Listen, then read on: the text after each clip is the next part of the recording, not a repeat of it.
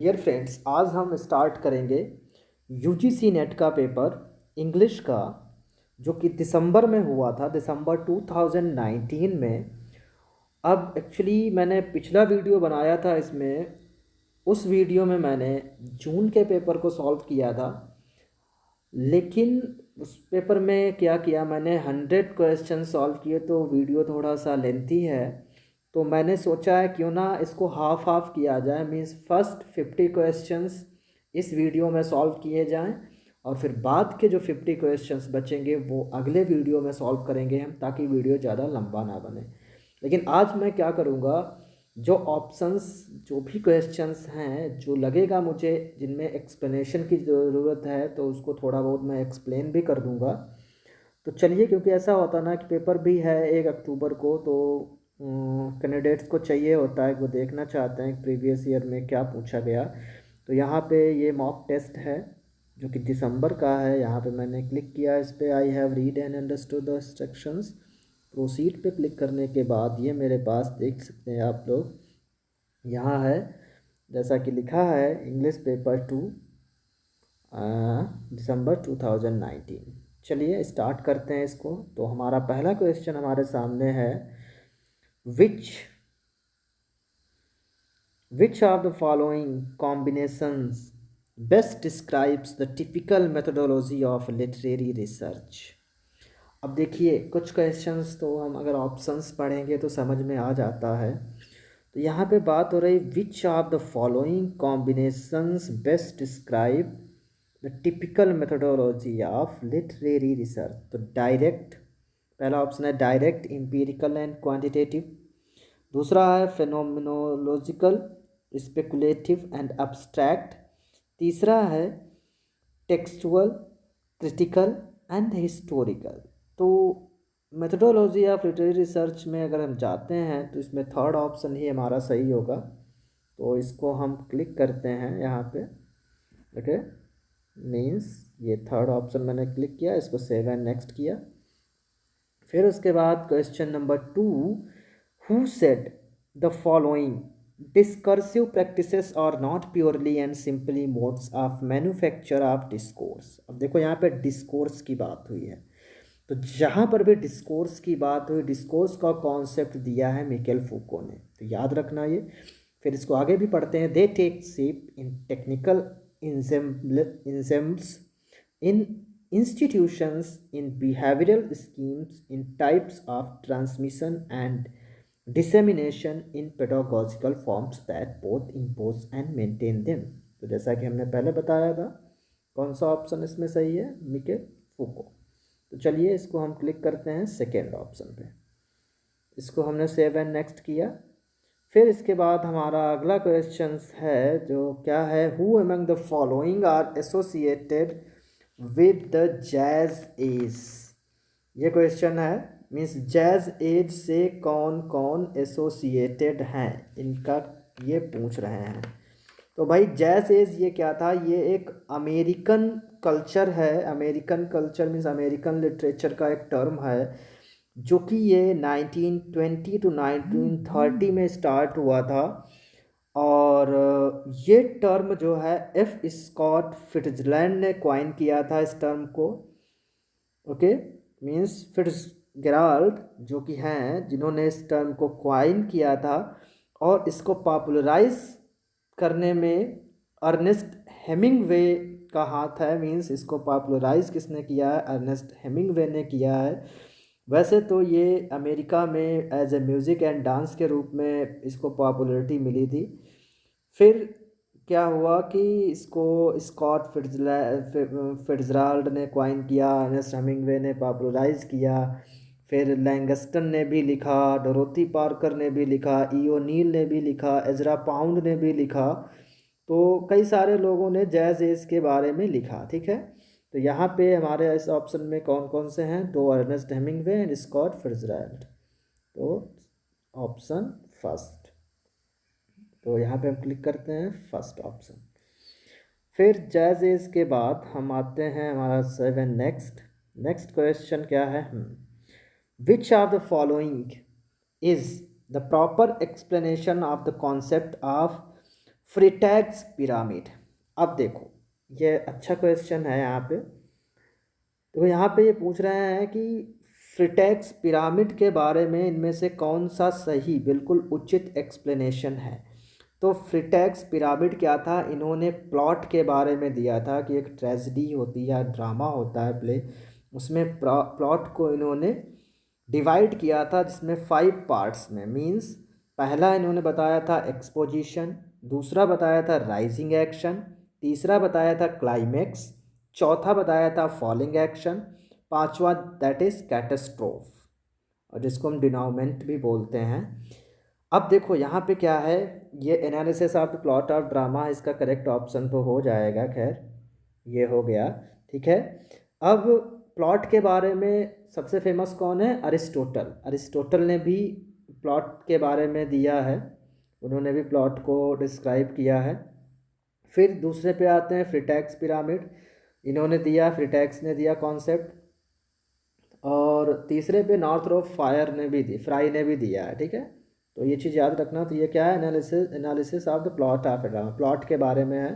तो हम यहाँ पे इसको फर्स्ट इस पर क्लिक करते हैं। Save and next. Save and next के बाद में क्या है, which of the following movement was Arthur Symons was referring to as uninteresting disease and an over subtilizing refinement upon refinement। तो यहाँ पे ये किसकी बात कर रहे हैं इसमें, तो हम इसको देखते हैं। ये किसने कहा है, मीन्स आर्थर साइमंस ने कहा है, और किसके लिए ये बहुत ही फेमस है। इन्होंने ये बोला है डिकेडेंस के लिए। एक्चुअली डिकेडेंस भी एक मूवमेंट हुआ था जो आर्ट एंड जो भी एस्थेटिक मूवमेंट है उन्हीं से रिलेटेड है, जो 19th सेंचुरी में हुआ है। लेकिन इसमें क्या था कि ये एक तरीके से थोड़ा सा इसको सिंबोलिज्म के रूप में भी लेते हैं, लेकिन थोड़ा सा डिफरेंस है, ठीक है। क्या है इसमें, सेल्फ डिस्गस्ट और sickness of the word, delight in perversion and belief in the superiority of human creativity over logic. Means ये चीज़ें डिकेडेंट में दी थी। तो आर्थर साइमंस ने इन्हीं के इस मूवमेंट के बारे में ही बोला है। तो इसमें डिकेडेंस हो जाएगा, और हम यहाँ पे क्लिक करते हैं थर्ड ऑप्शन, ठीक है। तो फिर इसके बाद हम आगे बढ़ते हैं, इसको करते हैं सेव एंड नेक्स्ट, ठीक है। फिर हम देखते हैं भाई 6 क्वेश्चन क्या है, who made the remark great literature is simply language charge with meaning to the most possible degree. अब ये किसने बोला है कि great literature is simply language charge with meaning to the most possible degree. ये Ezra Pound का statement है। किसका है, एजरा पाउंड। एजरा पाउंड ने इसको बोला है, और हम इस पे सेकेंड ऑप्शन पे क्लिक करते हैं, ओके, ठीक है। इसको सेव एंड नेक्स्ट करने के बाद हम आगे, हमारे सामने एक क्वेश्चन आ जाता है जो कि है कि क्या है, देखते हैं भाई। Which one of the following observation of lost generation, a term coined by गर्ट्यूड Stein, is correct. Means lost generation जो गर्ट्यूड स्टीन ने जो टर्म क्वाइन किया है, ये चीज़ याद रखना है। कई बार मैच करने के लिए भी आता है, पिछले भी जून वाले पेपर में भी आया था मैचिंग में ये। तो लॉस्ट जनरेशन का टर्म किसने दिया है, जो रिलेटेड है गर्ट्यूड स्टीन से। और लॉस्ट जनरेशन ये क्या है भाई, तो ये क्या था मैं पहले बता रहा हूँ। ये एक सोशल जनरेशनल था, मतलब जो कि वर्ल्ड वार फर्स्ट के बाद में जो लोग बचे थे उस टाइम, तो अमेरिकन एक्सपेट्रिएट राइटर्स जो थे, जो कि उस टाइम पेरिस में रहते थे ड्यूरिंग द 1920। तो वो थे, मीन्स जो बचे हुए थे वो अपनी राइटिंग्स लिखते थे, अपने एक्सपीरियंस को उसमें शेयर करते थे, तो उनको लॉस्ट जनरेशन बोला गया। मीन्स ये क्या थे, जो इधर से उधर घूमते थे, जो डायरेक्शन लेस हो गए थे वर्ल्ड वार फर्स्ट के बाद में। और मीन्स इनको हम कह सकते हैं ये spirit of many of the wars survivors थे, ठीक है। तो इस टर्म को भी अगर देखा जाए तो जो है हेमिंगवे ने भी लिखा है लॉस्ट जनरेशन के बारे में। इन्होंने इस टर्म को जो है पॉपुलराइज किया है। और क्वाइन किसने किया है? गर्टियरिस्टीन ने। तो अब यहाँ पे इसको एस फिट्जरैल्ड ने भी लिखा है, जो ग्रेट गैट्सबी है इनका, उसमें इन्होंने इस टच को दिया है थोड़ा सा, लॉस्ट जनरेशन। तो इसमें देखते हैं ऑप्शन कौन सा है। जर्मन जीव हु सर्वाइव्ड सेकेंड वर्ल्ड, नहीं, सेकेंड वर्ल्ड वार की बात ही नहीं हो रही है। The American expatriates in Europe after the first world war, that is the correct option. तो यहाँ पे करेक्ट ऑप्शन कौन सा हमारा? सेकेंड। ठीक है, तो इस पर हम क्लिक करते हैं भाई, सेकेंड पे, और 7 नेक्स्ट। ओके, अब है which of the following is true of Aristotle's critical position. ठीक है, which of the following is true of Aristotle's critical position. पहला ऑप्शन है writers are likely to be mere entertainers who appeal to the emotions and passions of the audience. दूसरा option है text created by poets are almost inevitably inaccurate and defective as imitations.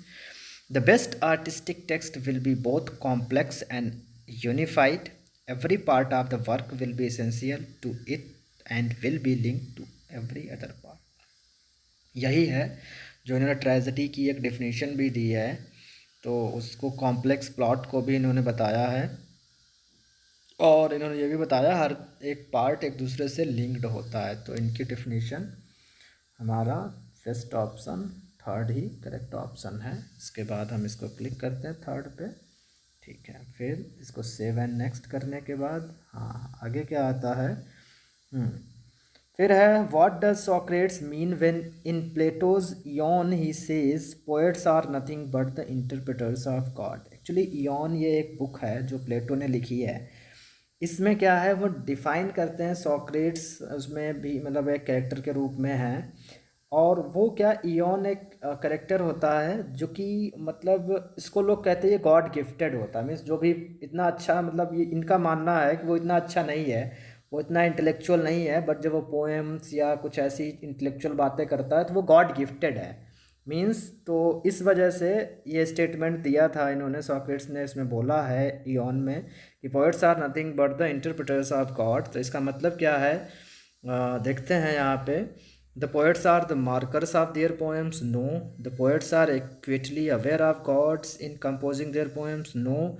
The poets are divinely possessed when they compose their poem, that is the correct option. क्योंकि ये मतलब क्या होता है, God gifted, इसका मतलब यही हो गया। The poets are divinely possessed when they compose their poems. तो उनके अंदर एक तरीके से देखा जाए तो वो इंटरप्रेटर गॉड के हो जाते हैं, गॉड एक तरीके से उनकी हेल्प करता है, या वो गॉड गिफ्टेड होते हैं। मीन्स ये बात है यहाँ पे। तो थर्ड, सेव एंड नेक्स्ट करने के बाद फिर हमारे पास आगे क्वेश्चंस जो है, हाँ, of the five conditions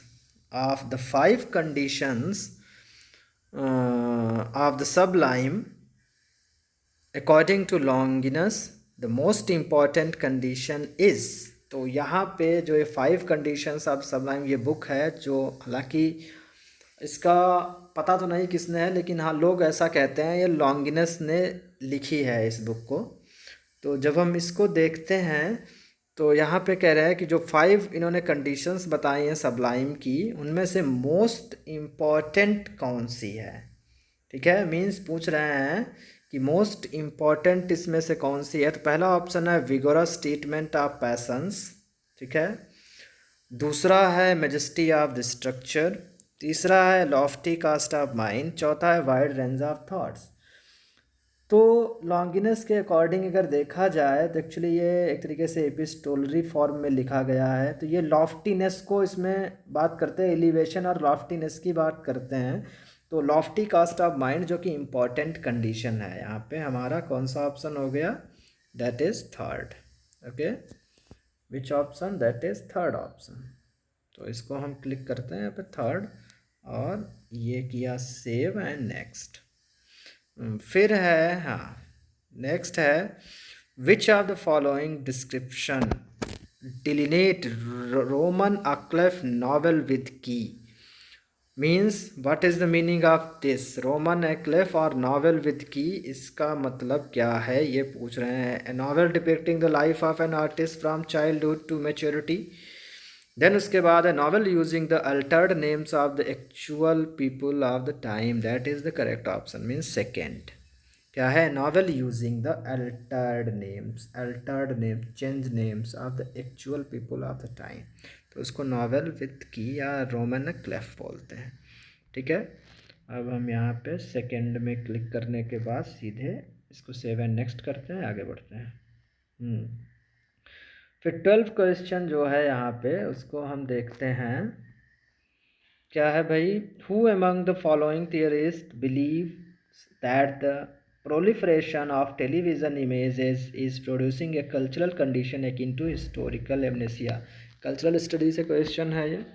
actually पूरा लिटरेचर ही इसको कल्चर ही माना जाता है कि उस पर्टिकुलर सोसाइटी में पर्टिकुलर एज में किस टाइप का कल्चर था, किस टाइप के लिटरेचर थे, तो अब इसको एक अलग सब्जेक्ट के रूप में भी स्टडी किया जाता है जो कि इन्होंने इंक्लूड किया है। तो यहाँ पे हम बात करते हैं कौन सा ऑप्शन हमारा होगा, third option. Okay, Fredric Jameson. अब इसको हम क्लिक करने के बाद सीधे आगे बढ़ते हैं। अब हमारे पास 13 क्वेश्चन हमारे सामने है। Which cultural analyst has combined the study of different dimensions of youth culture with commentary on development in cultural theory and politics. तो यूथ कल्चर की बात कौन करता है, जो कि एंजेला मैक्रोबी है। यहाँ पे कौन है, एंजेला मैक्रोबी।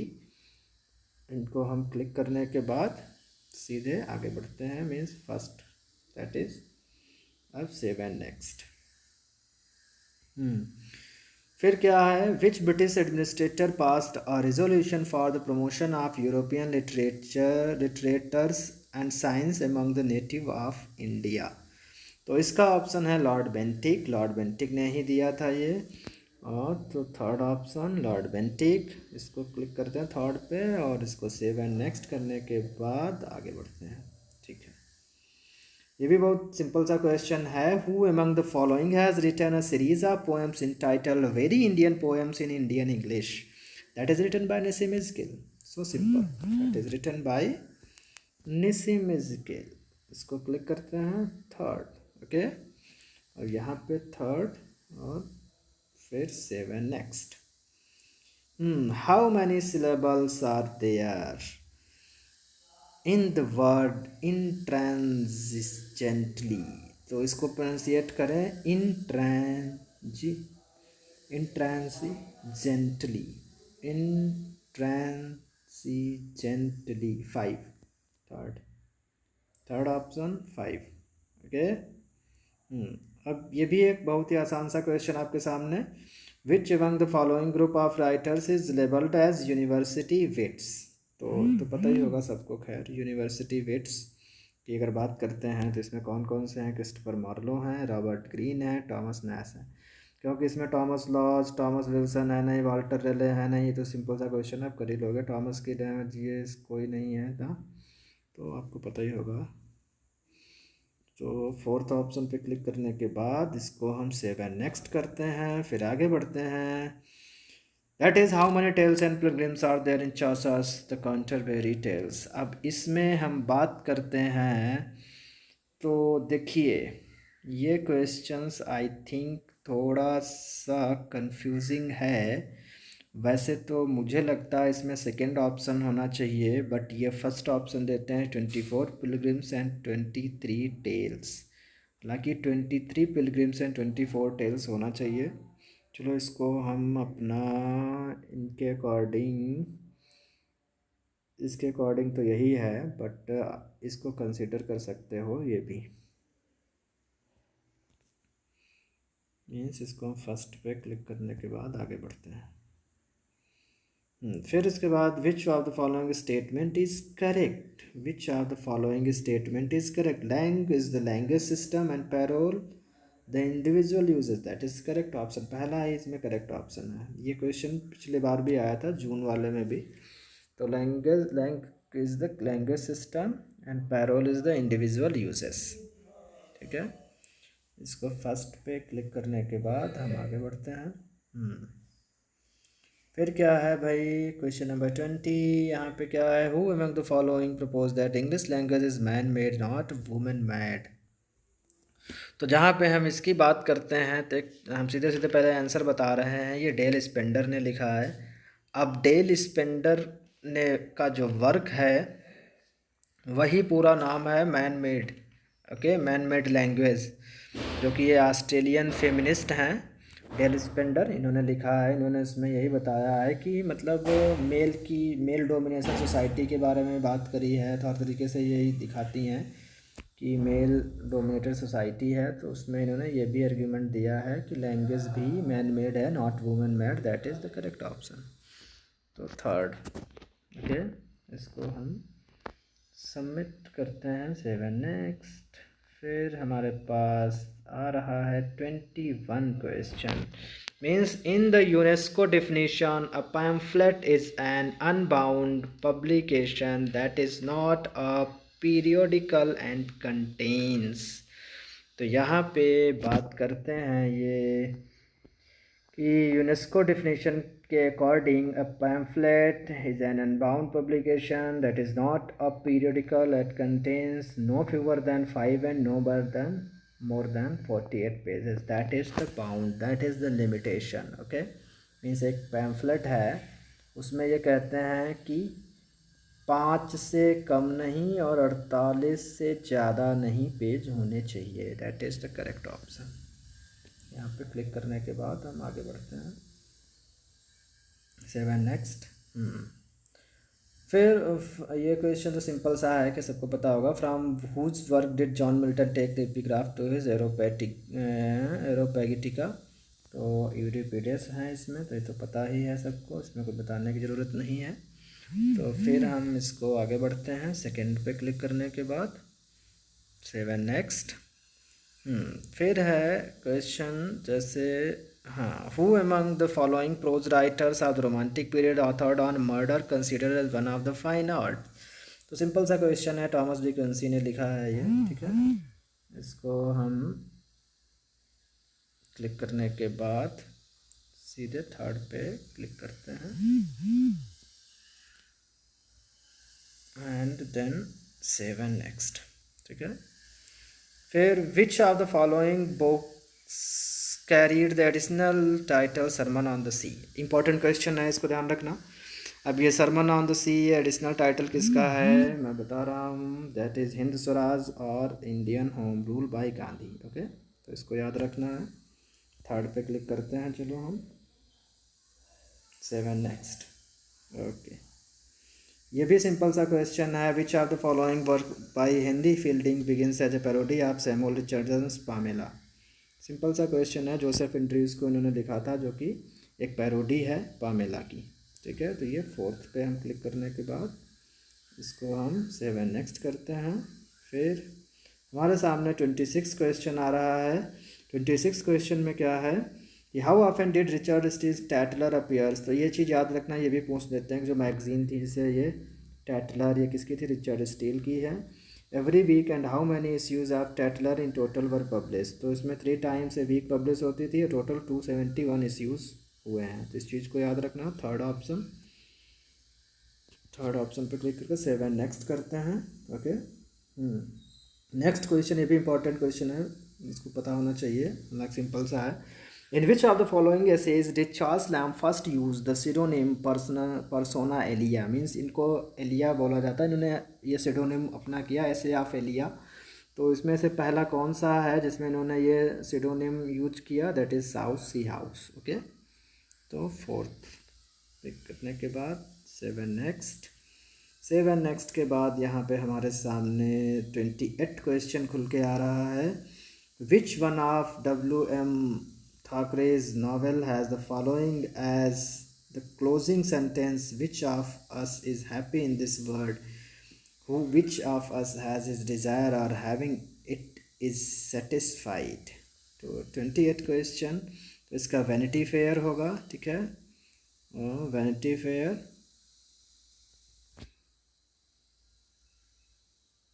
देन आगे बढ़ते हैं हम।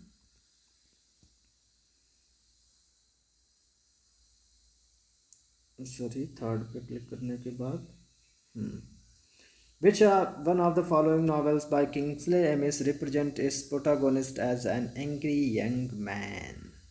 That is simple question. Lucky Jim. Okay, Lucky Jim is the option. Second, kitchen sink drama तो पढ़ा ही होगा आप लोगों ने। तो किचन सिंक ड्रामा एक मूवमेंट था जिसमें एन एंग्री यंग मैन को पॉपुलराइज किया गया था। तो यहाँ पे which one of the following has two heroes with same name. तो यहाँ पे अगर हम बात करें, इम्पोर्टेंट क्वेश्चन है भाई, ये आर्मेडल है, आर्मेडल में सेम नेम के हीरो हैं, 2 या 3 हैं, मींस जो कि सेम नेम। आर्मेडल ही खुद जो है ये विल्की कॉलिंस ने लिखा है 1864 में, ठीक है। इनके पॉपुलर और भी नॉवेल्स हैं जो कि हम बता रहे हैं आपको, जैसे इन्होंने लिखा है The Woman in White, No Name, Armadale, The मून स्टोन। तो आर्मेडेल एक मिस्ट्री नॉवेल है, चौथा ऑप्शन। 7 नेक्स्ट, ठीक है। फिर अब हमारे सामने 31 question, that is which one of the following titles of Robert Browning's works means to disport in the open air, to amuse one self at random. तो इसका मतलब क्या है, एसोलैंडो। ओके, ये Asolando, okay, means fourth. 7 next, then in which one of the following Middle English poems is Hector a character? Hector a character ये किस में है भाई, मिडिल इंग्लिश पोएम में? तो ये ट्रायलेस एंड क्रेसिडा का है, ठीक है। इसमें है ट्रायलेस एंड क्रेसिडा, जो कि इम्पोर्टेंट है। 32, okay, Troilus and Cressida, first option. 7 next, which of the following periods of English literature is also called Puritan interregnum? तो ये भी important question, सिंपल सा क्वेश्चन है, that is our option the Commonwealth period, ठीक है। यहाँ पे fourth पे क्लिक करते हैं हम और आगे बढ़ते हैं। 7 नेक्स्ट, फिर उसके बाद in which of the following works is character Ariel and exclusion. मीन्स ये कहते हैं ये जो फॉलोइंग वर्क्स दिए हैं इनमें से किसमें एरियल नहीं होता है। तो एरियल की अगर हम बात करें भाई, टेम्पेस्ट में भी है, पैराडाइज लॉस्ट में भी है, रेप ऑफ द लॉक में भी है। यह किसके द्वारा लिखा है, शेक्सपियर ने। फिर पैराडाइज लॉस्ट ये लिखा है मिल्टन ने, रेप ऑफ द लॉक ये पोप ने लिखा है। तो फिर the rhyme of the ancient mariner जो कि एस.टी. कॉलेज ने लिखा है, इसी में नहीं है। तो यहाँ पे हमारा मोस्ट अप्रोप्रिएट ऑप्शन क्या होगा, the rhyme of the ancient mariner, ठीक है। इसको हम क्लिक करते हैं चौथे पे और 7 नेक्स्ट करते हैं। 35 क्वेश्चन यहाँ पे हमारे सामने, which are the following tales in Chaucer's Canterbury Tales deal with the murder of a child by Jews. तो यहाँ पे क्या होगा, the Prioress's tales, that is the correct option. Okay, कौन सा ऑप्शन करेक्ट है, द प्रायरस टेल।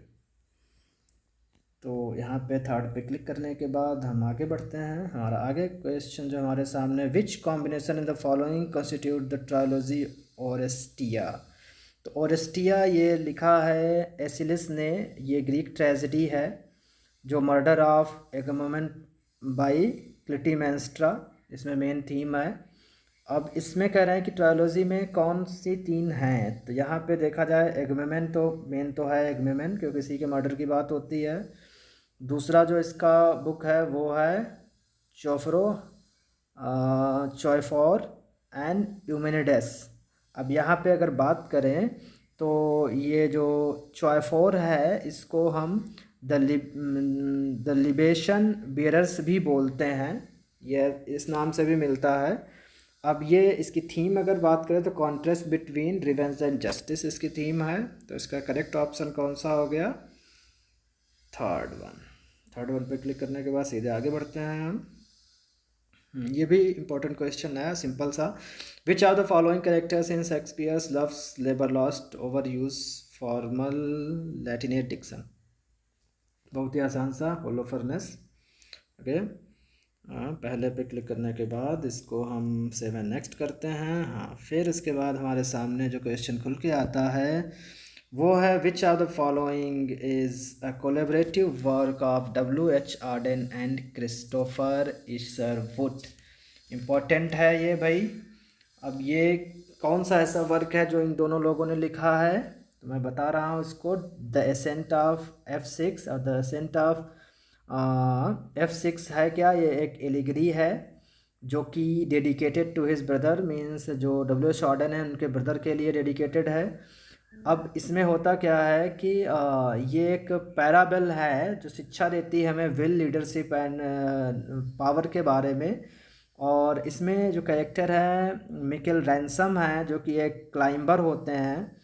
और वो क्या करते हैं कि एक ब्रिटिश ऑफिसर्स का एक ऑफ़र एक्सेप्ट करते हैं कि वो एक पीक पे चढ़ेंगे, एक अभियान एक्सपेडिशन पे चलते हैं वो। हालांकि वो एक्सेप्ट तो इसको कर लेते हैं, जो पीक F6 पीक का नाम है जो कि ऑस्ट्रिया एंड ब्रिटिश के बीच में पड़ती है, ठीक है। तो यहाँ पे ये इस पे चढ़ने की कोशिश तो करते हैं लेकिन बाद में ऐसा होता है कि डिस्ट्रॉय हो जाते हैं ये। हाँ, तो इसमें यही है। इन्होंने और भी एक वर्क लिखा है the dog beneath the skin, जो दोनों लोगों का है, तो इसको भी याद रखना। The dog beneath the skin ये भी W.H. आर्डन एंड क्रिस्टोफर इसरवुड ने मिलकर लिखा है। तो यहाँ पे थर्ड। सेवन नेक्स्ट करने के बाद, हाँ, ये 39 क्वेश्चन क्या है हमारे सामने। Which term among the following will be applicable to a situation in which a character initiates a scheme which depends for its success on the ignorance of the person against whom it is directed. तो simple सा question है, ये literary term का interview होता है वो, ठीक है। तो ये सेकेंड पे क्लिक करने के बाद सेवन नेक्स्ट। फिर हम बात करते हैं which of the following plays by Ben Jonson's end with the performance of a puppet play in imitation of Marlowe's Hero and Leander. Means Marlowe का जो प्ले है हीरो एंड लिएंडर, उसमें भी लास्ट में पपेट प्ले दिखाया जाता है, उसका जिक्र है। और बेन जॉनसन का भी एक प्ले है जो कि एंड होता है पपेट प्ले से। तो इनमें से कौन सा है? तो देखो, द एल्केमिस्ट है नहीं, वोल्पोने है नहीं, एवरीमैन एंड हिज ह्यूमर है नहीं, ये तो हम लोगों ने पढ़ा ही है। ये बार्थोलोम्यू फेयर है जो कि ये एक जैकोबियन कॉमेडी है 5 एक्ट्स की। तो इसमें क्या होता है कि पपेट शो लास्ट में आता है। एक और इनका ए टेल ऑफ टब है जिसमें पपेट प्ले है, तो ये चीज़ भी याद रखना, ठीक है। तो थर्ड, इसको क्लिक करने के बाद सेवन नेक्स्ट। अब मेरे सामने क्वेश्चन नंबर 41 में क्या है। In the following list which two journals relate to field of post colonial literature. Post colonial literature, देखो एक तो इंटरवेंशन जो हमने पिछले वाले पेपर में तो किया ही था, ठीक है, एंड कुना पिप्पी, ये दो हैं जो कि पोस्ट कॉलोनियल लिटरेचर हैं। तो 1 minute 1 minute 1 minute 1 minute 1 minute. तो यहाँ पे सही है बिल्कुल, हाँ। कुनुप्पी एंड इंटरवेंशंस, ये दो हैं, ठीक है। तो यहाँ पे ये किस में है? चौथे ऑप्शन में। तो यहाँ पे हम क्लिक करते हैं इसको, चौथे ऑप्शन को। फिर उसके बाद यहाँ पे डिकंस्ट्रक्शन, इंपॉर्टेंट क्वेश्चन है भैया, याद रखना, बहुत पूछा जाता है। तो ड्रेडा तो सबको पता होंगे। ड्रेडा के साथ साथ और भी एक थे इनके फ्रेंड, पॉल डी मैन। अब ये देखो ऑप्शन किस में है, A and C, A and C, A and C, that is the second option. Okay, Paul and C, Paul and C, second option. Click करने के बाद आगे बढ़ते हैं हम, सेवन नेक्स्ट। फिर उसके बाद हमारे सामने क्वेश्चन है which two are the following statements are applicable to feminist criticism. Feminist criticism के लिए कौन से स्टेटमेंट बिल्कुल सही है? तो यहाँ पे देखिए 43 क्वेश्चन है ये हमारे सामने।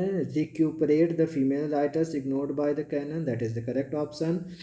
fully endorse the social construction of gender, valorize the traditional canon uncritically, mostly reject the essentializing essentializing of male and female, तो डी एंड ए किसमें है, थर्ड में। तो हम इसको क्लिक करते हैं जो कि थर्ड ऑप्शन है, ठीक है, यहाँ पे third option, that is 7 next. फिर नेक्स्ट क्वेश्चन है, following Plato which two of the following statement about phantasm and semblance are correct. अब ये क्वेश्चन देखो सिंपल सा है, अगर इसको चाहें तो हम लगता तो है टफ है, नहीं पढ़े टर्म, लेकिन हम कर सकते हैं। जैसे फैंटास्म क्या, that is like fantasy, okay, like false production of mind you can say, और मिमेटिक इमेज, और that is presented with a strong implication of unreality, that is called illusion, जो हमारे माइंड में बन जाते हैं, फैंटेज्म।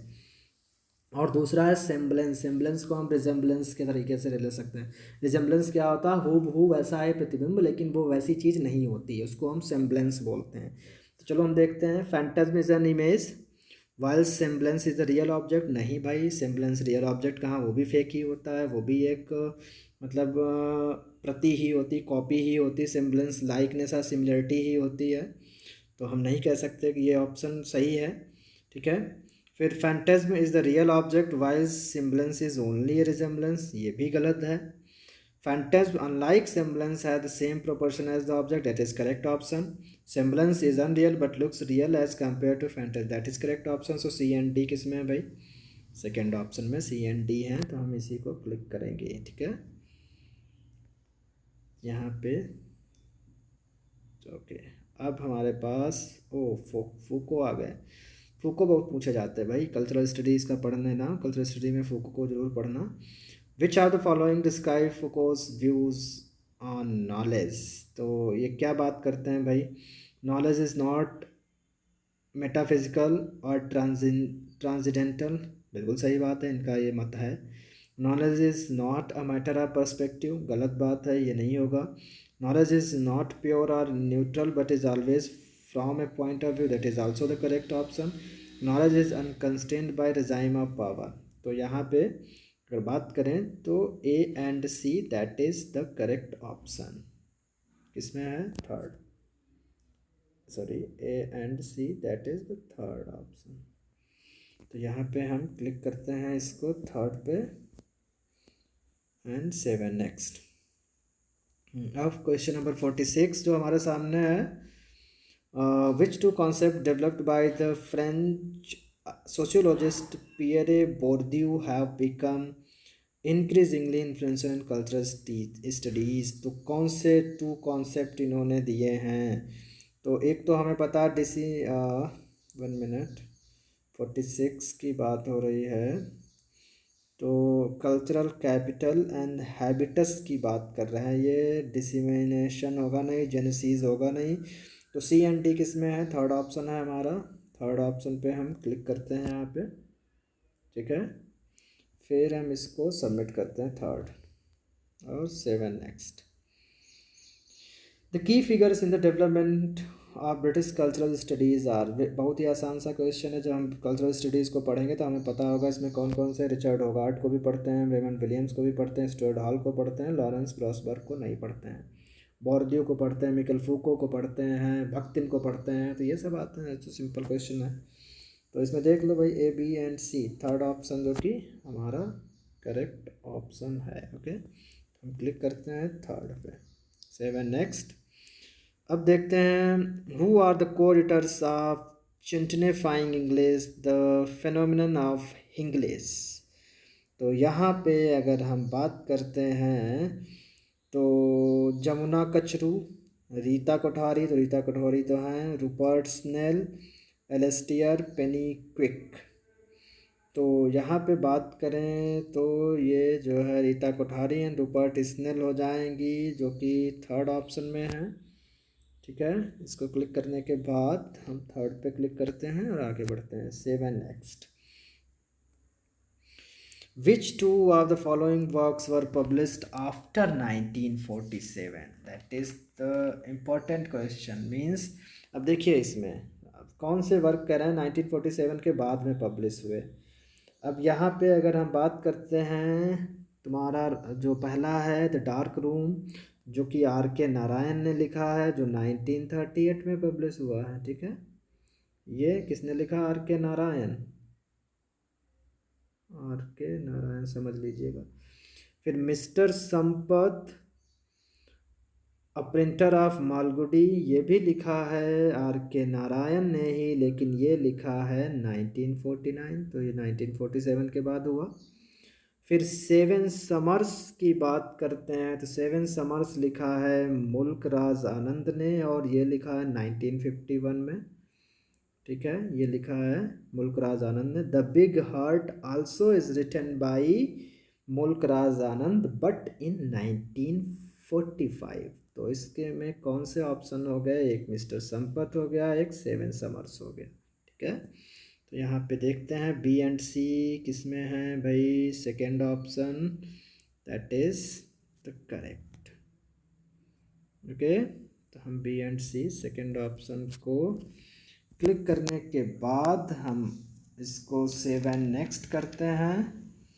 ओके, फिर हमारे सामने 50 क्वेश्चन जो खुल के आ रहा है। Which are the following stylistic features characterise spoken discourse? First, greater use of explicit connectives. Okay, greater dependence on non-verbal connectives, that is correct. Greater syntactic embedding, greater use of fillers and repetition. So B and D. B and D means fourth option. Okay, B and D, इसको हम click करते हैं चौथे पे, B and D seven next. अब देखिए यहाँ पे 50 क्वेश्चन हमने किए हैं। वीडियो वैसे भी 41 मिनट का हो चुका है। बाकी यहाँ से 50 के बाद 51 से हम अगला वीडियो बनाएंगे, उसमें करेंगे। अब हालांकि मैं 50 करने के बाद देखता हूँ कितने क्वेश्चंस मेरे हो गए हैं। 50 यहाँ पे देख लीजिए 50 हैं, बाकी हमने नहीं किए हैं। 51 से हम करेंगे बाद में नेक्स्ट वीडियो में। तो इसको हम सबमिट करे दे रहे हैं, बाकी हम देख रहे हैं कि क्या है 50 तक सही है कि नहीं। हालांकि 50-50 रिजल्ट आना चाहिए।